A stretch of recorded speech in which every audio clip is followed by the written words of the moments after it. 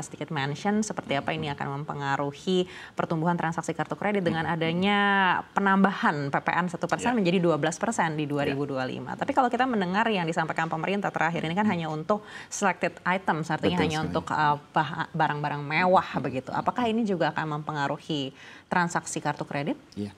Secara tidak langsung akan mempengaruhi dari transaksi kartu kredit, terutama dalam hal barang-barang yang sifatnya lifestyle ya, untuk yang barang mewah. Jadi kami juga mencermati karena beberapa profile customer atau transaksi banyak yang purchase untuk barang-barang mewah gitu ya.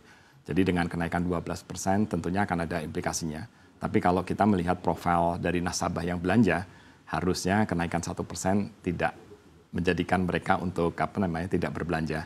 Yang perlu kita lihat adalah lebih segmen di menengah yang tentunya akan lebih selektif lagi nih untuk belanja menggunakan kartu kredit untuk barang-barang yang sifatnya mewah gitu ya, penggantian handphone atau dan sebagainya. Yang biasanya mungkin bisa berganti 2 tahun sekali, ini mungkin akan lebih lama gitu ya. Jadi secara industri kita harus juga mencermati dari segi tren nanti transaksi dan juga menyiapkan beberapa insentif yang bisa diberikan kepada nasabah untuk spesifik barang-barang yang sifatnya kategori mewah tersebut. Baik, tadi Bapak sampaikan pertumbuhan kartu kredit sendiri ini mungkin mencapai 40% begitu ya Pak? Iya, untuk e-commerce ya. Sekitar 40% untuk e-commerce. Lalu berapa besar kontribusi dari 40% itu yang merupakan barang-barang mewah?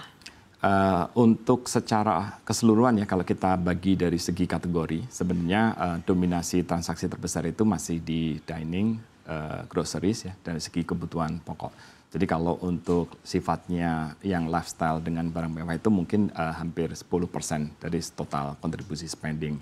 Jadi sebenarnya yang tadi saya sampaikan implikasinya ada, mungkin tidak terlalu besar terhadap transaksi kartu kredit. Karena majority pembelanjaan itu lebih terfokus pada kebutuhan harian ya, groceries, dining, ataupun hiburan yang sifatnya tidak menjadi subjek dari barang mewah. Baik, dari 10% itu mungkin boleh dielaborasi lagi Pak Cahyo. Ini lebih banyak itemsnya apa? Barang mewah apa? Apakah memang ponsel begitu? Karena kita tahu banyak sekali promo-promo kartu kredit untuk pembelian ponsel baru. Ya, gitu. Lebih banyak ke elektronik ponsel, itu yang paling dominan. Ya. Baik, dan memang apakah ini juga menjadi salah satu yang diinisiasi oleh Aki juga untuk? Betul, jadi untuk kategori yang sifatnya barang mewah biasanya industri juga memberikan satu insentif ya, seperti contoh pemberian cicilan 0%. Jadi itu yang juga membantu untuk nasabah tetap bisa affordable membeli dengan kapasitas yang dimiliki dengan term pembayaran secara cicilan. Baik, lalu ponsel seperti apa yang sudah dikategorikan mewah? Karena kan banyak juga ponsel-ponsel yang sebenarnya harganya cukup terjangkau. Sebenarnya kayak misalnya iPhone atau Samsung yang lebih gadget-gadget yang kelas atas itu yang akan lebih mengena. Karena profil nasabah di Indonesia selalu pengen up to date ya dengan brand ataupun dengan model yang terbaru. Jadi itu yang kita coba insentify dengan beberapa program tadi, cicilan ataupun diskon yang kita berikan. Baik, pertumbuhannya seperti apa Pak untuk transaksi yang disebut transaksi barang mewah ini? Apakah juga cukup signifikan di tahun 2024 ini? 2024 secara di awal tahun sampai pertengahan itu untuk belanja barang mewah sih ada kenaikan cukup tinggi ya. Dalam artian kategori-kategori yang brand-brand yang branded itu juga cukup lumayan. Cuman kalau saya lihat spendingnya kebanyakan kalau barang mewah lebih banyak di luar negeri. Jadi bukan di dalam negeri ya. Misalnya kalau spending di ke Singapura atau dan sebagainya, nasabah preferensinya akan beli barang-barang tersebut gitu ya.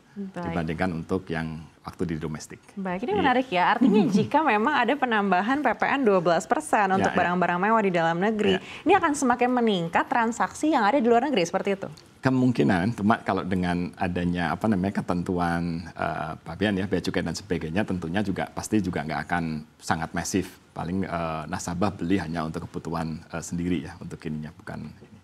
Baik, lalu seperti apa harapan Aki terhadap kebijakan regulator untuk bisa menunjang pertumbuhan kartu kredit ke depannya, terutama di 2025, di mana ada potensi terjadinya perang dagang dan juga volatilitas, belum lagi mungkin suku bunga yang pemangkasannya belum akan sebesar yang kita harapkan. Iya.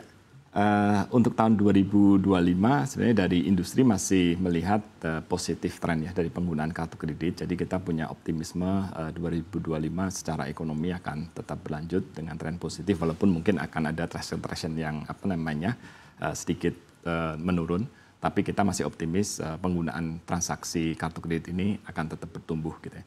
Karena dari sisi kartu kredit fungsi utamanya adalah sebagai alat bayar, itu yang cukup basic gitu. Jadi untuk bisa tetap mendorong dari segi transaksi gitu. Yang kedua, dari segi akuisisi untuk nasabah baru, kami juga melihat telah banyak insentif ataupun regulasi yang mendorong untuk pertumbuhan akuisisi nasabah baru ya. Baik itu dari segi digital, dengan kemudahan nasabah bisa mengajukan melalui mobile banking dari masing-masing industri perbankan gitu ya. Terus proses kreditnya juga instan, tidak terlalu berbelit-belit seperti dahulu gitu ya.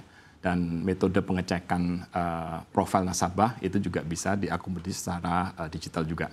Jadi ini yang memberikan satu insentif dari regulator yang kita dapat gitu ya untuk pengembangan akuisisi nasabah baru untuk kartu kredit ya. Termasuk juga elektronik signature persetujuan secara elektronik. Jadi udah tidak perlu nasabah harus datang melakukan face to face dan sebagainya. Nah ini yang satu insentif dari regulator yang mendorong untuk pertumbuhan dari kartu kredit dari segi jumlah nasabah gitu ya.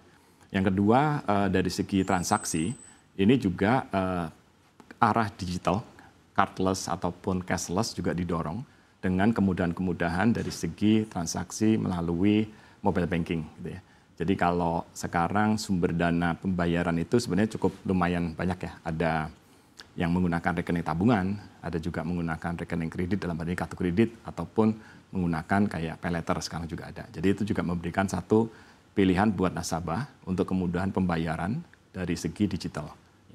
Yang ketiga adalah keamanan ataupun kontrol dari segi transaksi. Jadi biasanya kalau transaksi cashless ini seringkali dulu aman nggak ya? Apalagi kalau transaksi di e-commerce gitu ya, bisa disalahgunakan atau enggak gitu ya. Jadi dengan adanya tingkat preventif ataupun teknologi yang bisa mendorong untuk keamanan, kenyamanan, nasabah juga akan lebih mudah untuk bertransaksi gitu ya.